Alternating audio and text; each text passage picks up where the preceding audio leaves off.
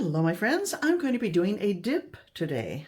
I've only done 2 ever, and the last one was over 2 years ago, so I think it's time to give it a try. Now, this time around, I'm using Liquitex Basics fluid paints. Now, these are not ready-to-pour paints. I've seen some people use them that way, but don't do that. They're highly pigmented, but they're meant to be mixed. Well, you can use them straight from the bottle if you're brush painting, and I have. I love them for that. But I've used them in nearly every technique so far, tried them out, and they're great, especially, I think, for Dutch pours. And a little goes a long way.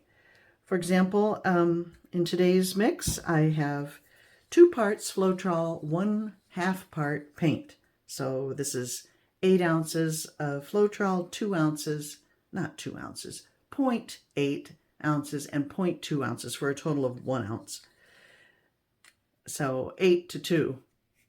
And that's still plenty vivid in color and dry beautifully. I've used them with silicone, cloud mix, all sorts of things, and they are wonderful paints. So give them a try if you haven't already. They're often on sale at Michael's. So my colors today, I haven't done any custom mixes. I'm keeping it very simple. I'm using this light blue violet, silver, Payne's gray, aqua green, and phthalo green. Now my base coat, I mixed up some white Artist Loft, and I added just a little bit of the aqua green, just a splash of that, just to knock off the stark whiteness of it. And that's what I'm doing. So let me, I'm using freezer paper, shiny side up, and you can pour, dip one canvas into another, but I don't want 2 very similar looking paintings, so I'm doing it this way.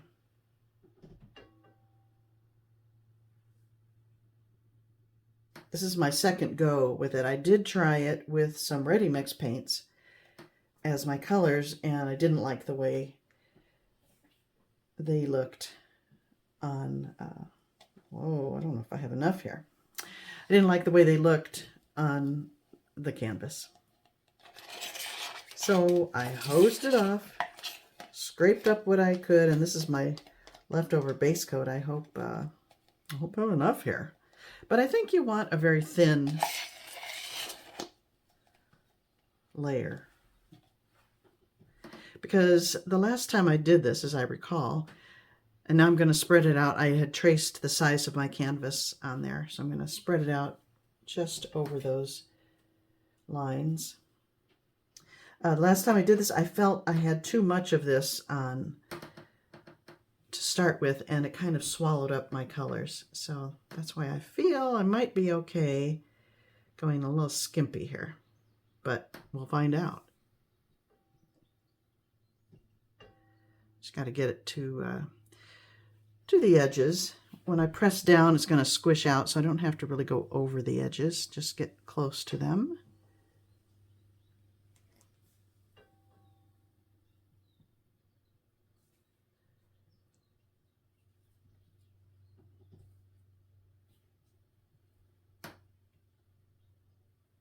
Trying to get as even a layer as possible.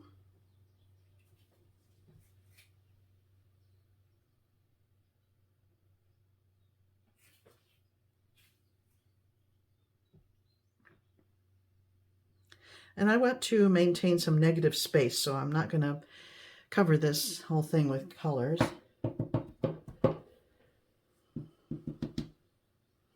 Okay.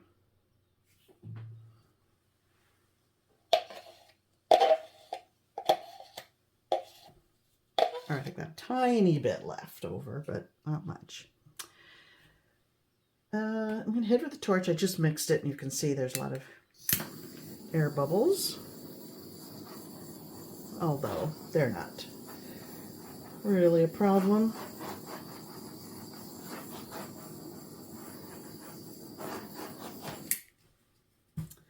All right, let's see. What shall we start with? I think I'm going to start with my Payne's gray. I'm just going to apply it in kind of almost a Dutch pour layout, because as I said, I want to maintain negative space.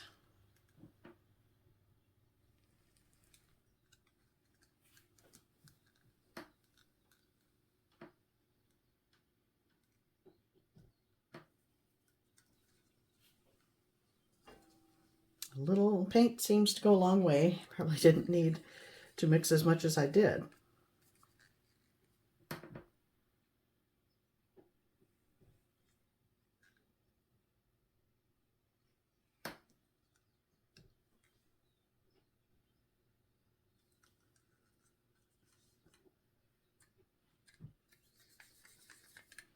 This is the Aqua.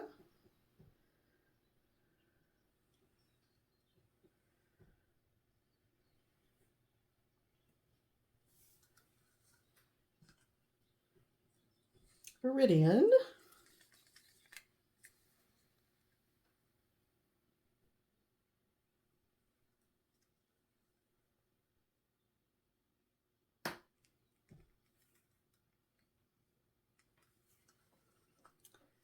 And silver.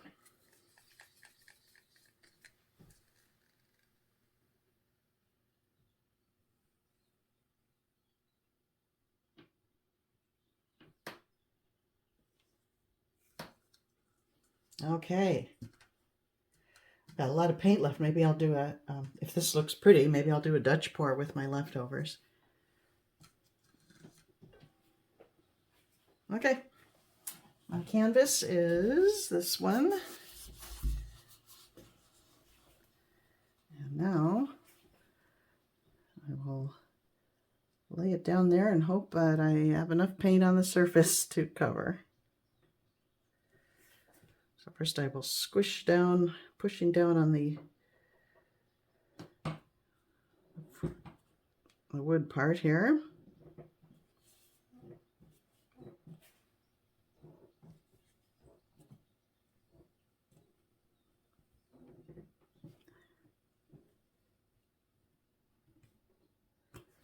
Now I guess I need to do this.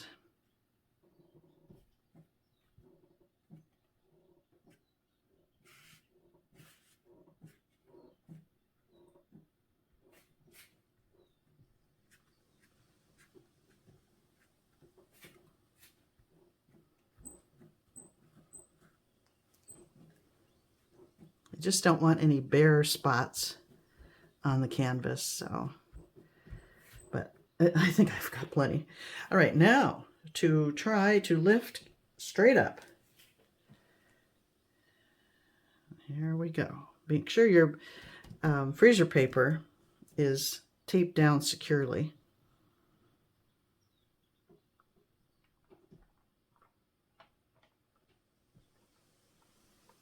Come on. Okay, and we're ready. And flip. Okay. That's pretty. I like it. I'll turn around towards you, and I always seem to prefer the orientation that that I'm looking at it. And let me hit it with a torch. What I'm going to do is scrape up all the paint on the surface, mix that together, and that'll be my base coat for the Dutch pour that I'll try next.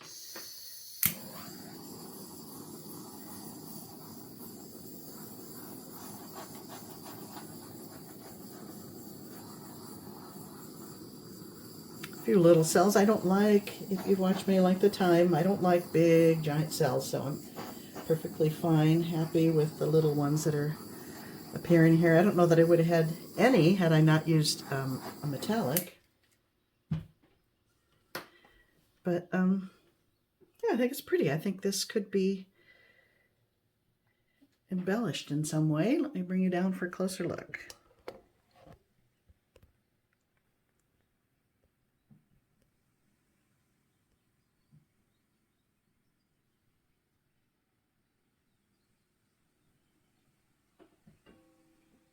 It's quite a simple technique, isn't it? But it's just very whimsical looking result. And I do like having negative space. I've seen some beautiful ones where the entire thing is dipped, but I just wanted to be a little different and incorporate some negative space. So there we have it, my friends. I hope you enjoyed that. Give it a try. Let me know how it goes, and I'll see you next time.